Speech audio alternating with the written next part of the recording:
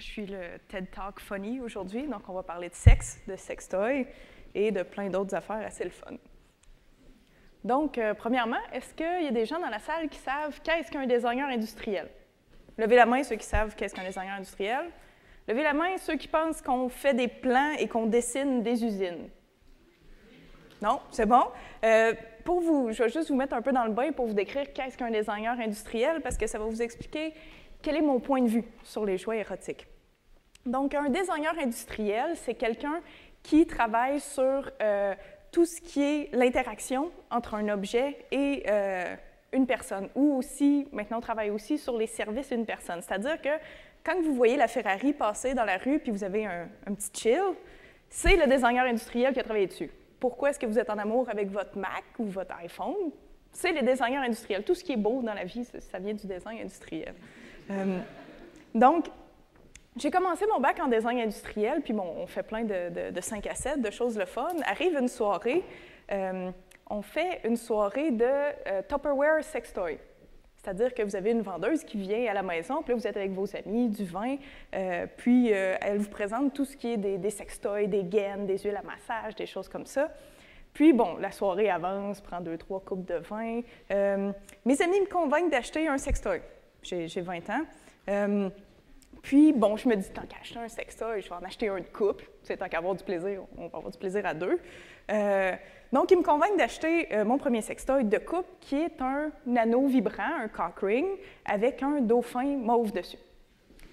Je paye 45 $ pour ça. J'arrive à la maison, puis je me dis, bon, ça doit être pas si pire. Je montre ça à mon chum, passe pas au conseil. Puis bon, je me dis, je vais l'ouvrir, j'ai quand même payé 45 $, je vais peut-être l'utiliser tout seul, qui sait. J'ouvre ça. Déjà, tu sais, les emballages, il te faut 3 exactos pour l'ouvrir parce qu'il est dans trop de plastique, c'est déjà moins le fun. Je l'ouvre, la texture, c'est particulier. Ça fait 30 secondes qu'il est en dehors de l'emballage, déjà la poussière colle dessus. OK. Il est comme mou, il y a des bulles dedans.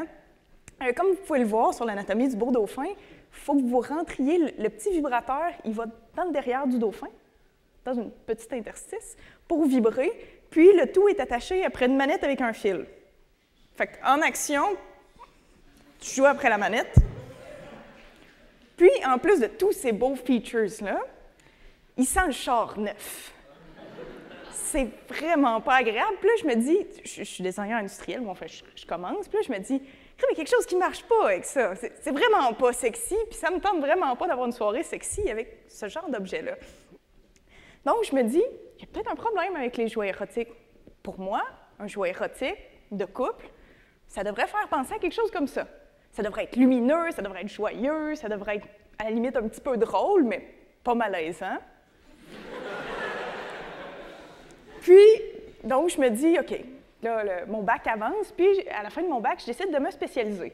Je fais tellement de jokes ces jouets érotiques tous les jours, pourquoi pas me spécialiser là-dedans? Donc, je m'en vais dans le domaine des jouets érotiques, et après 3 ans de recherche, puisque là, ça fait 3 ans que je me suis spécialisée, donc, mon truc de départ, c'était les jouets érotiques évincent la notion d'intimité et de romance dans le couple. On s'entend, un dauphin mauve, c'est pas votre idée d'une soirée romantique, c'est pas la mienne non plus.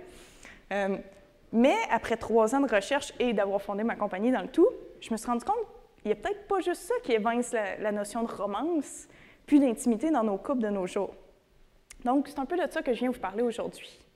On va commencer par les vibrateurs, puisque c'est ma spécialité. Pour vous mettre dans le bain de l'invention du vibrateur, en 1800, on invente une prothèse anti-masturbation. Ça, c'est pour vous mettre dans le bain de comment est-ce qu'on pense à cette époque-là de la sexualité. 70 ans plus tard, on invente le vibrateur. Ils ne se sont pas revirés sur un dixaine. Ce n'est pas la société qui a fait « maintenant, la masturbation, c'est bien ».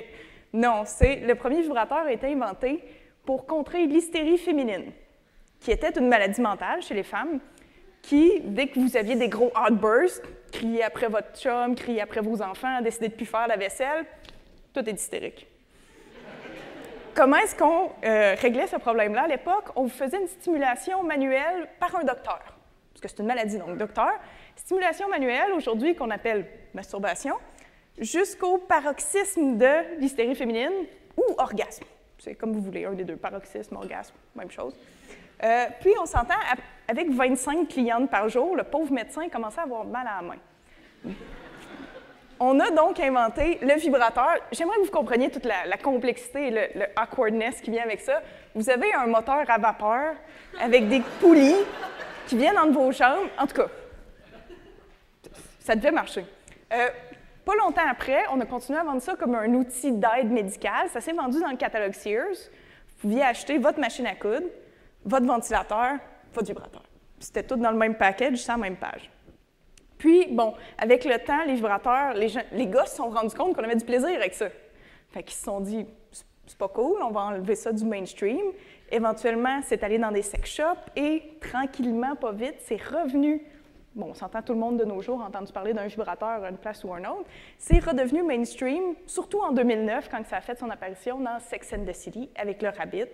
Maintenant, on a même des applications de sextoy et, comble du plaisir, on a le sextoy Jedi. Je vous présente ici un sextoy qui, en plus de vibrer, émet des petits rayons laser sur votre intérieur pour stimuler la circulation sanguine. Donc, tant qu'à être dans les jokes de Jedi, comme je me suis dit, voici un lightsaber pour beaucoup de plaisir. On est rendu jusque-là dans les sextoys. Les sextoys, c'est toujours plus de moteur, plus de vibrations. Vos batteries vont durer plus longtemps. Si vous voulez être sûr qu'ils marchent plus fort, on va le plugger dans le mur. C'est toujours plus, que ça soit une vibration, deux vibrations. Là, on fait point G vaginal clitoridien, point G vaginal clitoridien anal. Là, vous êtes sûr que votre cerveau est en overdrive. Puis, c'est toujours plus de, moi, ce que j'appelle une notion de performance. C'est-à-dire, vous voulez être sûr d'avoir un orgasme. On va vous en mettre un en 4 minutes. C'est beau s'ils ne vous le mettent pas sur la boîte, orgasme garanti 4 minutes. Donc, pour moi, c'est la notion de performance que j'ai tous les jours dans ma business.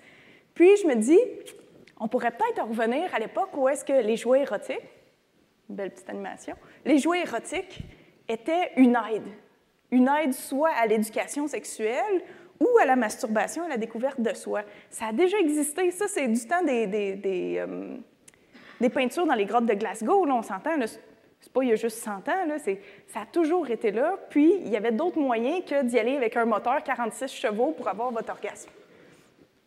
Donc, ça, c'est ma section que je connais le plus. Mais avec le temps, j'ai découvert aussi qu'il y avait le problème d'hypersexualisation. Ça, je suis pas mal sûre que tout le monde dans la salle l'a déjà expérimenté. Vous voyez des filles tout nues dans les arrêts d'autobus tous les jours. Puis, ça, c'est ce qu'on appelle aussi le phénomène objectification de la femme et du food porn. Souvent, quand vous dites hypersexualisation, première chose qui vous vient en tête, c'est une pub de char avec une fille à moitié tout nue. Puis, c'est souvent ce qu'on voit. Mais ça existe aussi chez les femmes. C'est-à-dire qu'au lieu de remplacer votre achat par une belle fille à moitié tout nue, c'est pour une fille, c'est tellement dur d'avoir une relation, il y a des hauts, il y a des bas. Pourquoi pas juste aller vous acheter un bon pot de Häagen-Dazs avec des pépites de chocolat, un petit coulis de caramel? Il y en a une couple ici dans la salle, je suis sûre qu'ils ont salivé juste à ma description de Häagen-Dazs. Puis c'est ce qu'on fait. C'est, au lieu de mettre du temps et de l'énergie sur vos relations humaines, acheter un bon pot de crème glacée ou des bonnes pâtes, puis ça va remplacer votre relation humaine. C'est tellement plus facile. C'est beaucoup moins d'entretien qu'une blonde ou un chum. Puis ça, c'est pas à l'abri de personne. C'est un chemin facile, l'hypersexualisation. Tellement facile que le guide Resto-Voir est tombé en plein dedans cette année. C'est les 18 ans du guide Resto-Voir, fait qu'ils se sont dit, on va y aller adultes seulement. Puis ça a fait un tollé sur Internet, mais pourtant, c'est pas la seule solution. En fait, dès que vous faites quelque chose qui n'est pas sexuel, vous pouvez faire des pubs sexuelles et ça passe. Si vous êtes quelqu'un qui fait des produits ou des services de nature sexuelle, vous ne pouvez pas faire de publicité à connotation sexuelle, ça ne passe juste pas dans la société. Bon exemple, ici, vous avez YouPorn qui a fait une campagne pour développer justement des publicités family-friendly. C'est « What are you watching, honey? Nothing. Pornhub, the biggest archive of nothing. » C'est excellent. Puis vous voyez, moi, dans mon domaine, je ne peux pas faire de pub où est-ce qu'on voit des gens se toucher parce que je fais des jouets érotiques. Ça passe pas. Puis c'est quand même étonnant. Mais je pense qu'on est capable de faire des pubs pour vendre des compagnies qui vont aller chercher des valeurs et de l'empathie. Oui, on peut avoir des gens nus sur un écran, comme les publicités de Dove, qui mettent des femmes très bien dans leur corps à l'écran. Ça passe super bien, il faut juste savoir bien le faire. En plus du phénomène de sex sales, on a un phénomène qui est la désinformation. Puis là, vous allez me dire, come on entend parler tous les jours de sexe dans les journaux. C'est vrai, on entend parler tous les jours de sexe dans les journaux, dans les magazines, etc. Mais tout ce qu'on va vous parler, c'est des statistiques. Une femme sur 3 n'est pas fan de fellation, ça n'en fait pas beaucoup dans la salle. Les femmes préfèrent la nourriture au sexe, clairement avec la pub de Häagen-Dazs. Les femmes aiment les hommes italiens. 20% des hommes disent se masturber tous les jours. On peut augmenter peut-être le pourcentage. Je ne parle même pas de masturbation féminine ici. T'sais. Pourquoi les femmes mentent-elles plus que les hommes? Really? C'est de l'information, ça? C'est ce que je retrouve dans mon journal? Puis, après ça, on se dit, bon, ben, tu peux avoir un esprit critique, tu as quand même eu de l'information à l'école. Imaginez-vous que des fois, en Amérique du Nord, encore, c'est des bonnes sœurs qui donnent de l'éducation sexuelle dans certaines contrées reculées. Ils ont beaucoup d'expérience. Ils vont vous parler d'abstinence, puis c'est à peu près ça. Après ça, ils vont vous parler au mieux port du condom, maladie transmise sexuellement. Puis là, ils t'apprennent ça à 16 ans déjà, il est un petit peu tard. Puis, toute ta vie d'adulte, toute ta vie sexuelle, jusqu'à tes 85, 100 ans, on s'entendra, là, la vie sexuelle, ça n'arrête pas à 42 une fois que tu as ta ménopause. Là. Jusque-là, jusqu'à la fin de ta vie, c'est les seules informations pratiques qu'on va te donner. Mais il y a d'autres avenues dans le monde qui existent pour vous informer. En Norvège, entre autres, ils donnent des cours d'éducation sexuelle à partir de 8 ans jusqu'à 18 ans. Ils couvrent tous les domaines, que ce soit les ITS, les jeunes femmes enceintes trop tôt, que ce soit vos rapports avec votre partenaire, comment est-ce qu'après 5 ans, tu retiens la flamme sexuelle. Ils couvrent tout ça dans ces cours-là. Il y a aussi les initiatives dans les sex shops.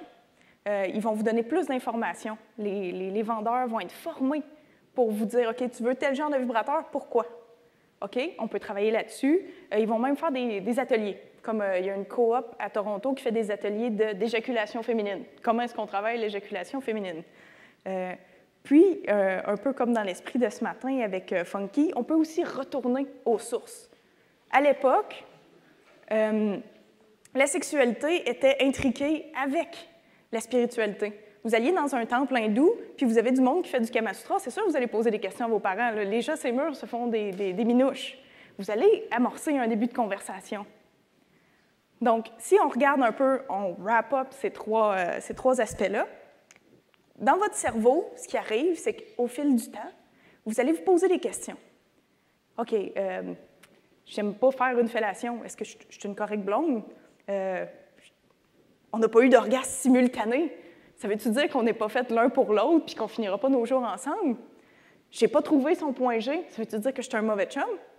Puis, c'est toutes des questions qui nous reviennent, puis on est tellement habitué de voir un standard que la seule question qui vous vient en tête, c'est « Est-ce que je suis normale?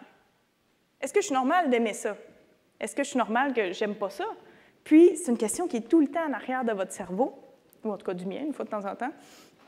Puis, c'est la question aussi qui a amené Alfred Kinsey, qui est le premier sexologue à débuter le field, le domaine de la sexologie. Le gars était biologiste, puis il était assez ouvert, donc ses étudiants venaient tout le temps lui poser des questions. « Écoute, je fais ça, c'est-tu normal? » Je sais pas. « Je fais ça, c'est-tu normal? » Je sais pas. Puis, à l'époque, il faut que je vous mette un peu dans la mentalité de l'époque. « Son, don't masturbate, you'll go blind. » En petit sous-titre en dessous. « Grandpa, I'm over here. » C'est-à-dire que la masturbation, c'est très mal vu. Puis là, on parle juste de masturbation masculine. La masturbation féminine, ça n'existe pas. Puis, c'était tellement mal vu à l'époque, tout ce qui était sexuel, le cadre sexuel se limitait au mariage. Si vous avez une vie sexuelle, c'est que, 1, vous êtes marié, 2, vous êtes blanc, 3, vous êtes hétérosexuel. C'est tout ce que vous avez à savoir sur la sexualité à l'époque. Donc, Kinsey, le seul moyen qu'il a trouvé pour amener la sexualité sur le domaine public et en jaser, c'est via les statistiques. Le problème, bon, les statistiques, tu peux y aller surtout avec les habitudes sexuelles et les organes génitaux. Un peu ce que Master et Johnson ont fait, ils ont fait des recherches au niveau des organes génitaux. Le problème, c'est que c'est le seul discours qui est resté depuis les 70 dernières années. On parle encore que la sexualité, ce n'est qu'au niveau des organes génitaux, ce n'est qu'un truc reproducteur. Les jouets érotiques, c'est la même chose. Les jouets érotiques, ils vont juste cibler, comme les 4 que vous avez vus, ils vont juste cibler vos organes génitaux. Ils ne vont pas vous dire que, dans le fond, le plaisir sexuel, c'est 80% psychologique. moi, je me dis aujourd'hui qu'on est dû pour un changement de paradigme. On est dû pour changer la conversation, arrêter de parler de statistiques. Les statistiques, c'est juste contraignant, puis ça nous met plein de barrières, ça nous oblige dans une norme. Il est temps qu'on parle de qu'est-ce qu'on ressent au niveau de la sexualité, que ce soit avec vos partenaires ou comment est-ce que vous en parlez avec vos enfants. Puis il est temps qu'on comprenne que la sexualité, c'est vraiment pas juste biologique, c'est pas juste pour la reproduction, ça, je pense qu'on l'a compris il y a un petit bout de temps.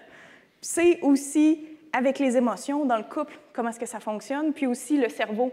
Qu'est-ce qui donne du plaisir à votre cerveau? Qu'est-ce qui vous excite en tant que personne? Puis, j'aimerais vraiment qu'on commence à en discuter plus que ce soit sur les médias sociaux. Bon, moi, j'en parle tous les jours sur les médias sociaux, mais j'en fais une business. Mais que vous aussi, vous en parliez sur les médias sociaux, que vous ameniez la discussion. Puis, donc, j'aimerais vraiment qu'en sortant d'ici, mon but aujourd'hui, c'était de vous faire parler de sexe à la fin de la journée. Ça va être le fun au cocktail avec du vin gratuit. Mais c'est ça, vraiment juste en parler. Puis, je sais que c'est gênant. Bon, moi, j'ai plus vraiment la gêne, mais je sais que c'est gênant de parler de sexualité.